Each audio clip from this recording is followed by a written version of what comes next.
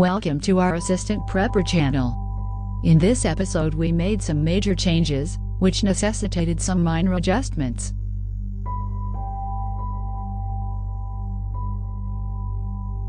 We added a step handhold to add to the safety aspect of the step. To top it off, we gave it a Shosugi band treatment to match the steps.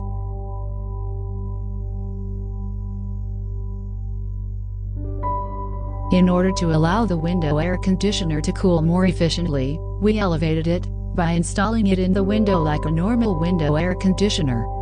By doing this, we gained more wall storage space at the bottom of the wall. It will now blow above the bed and cool better. It is also easier to see the controls.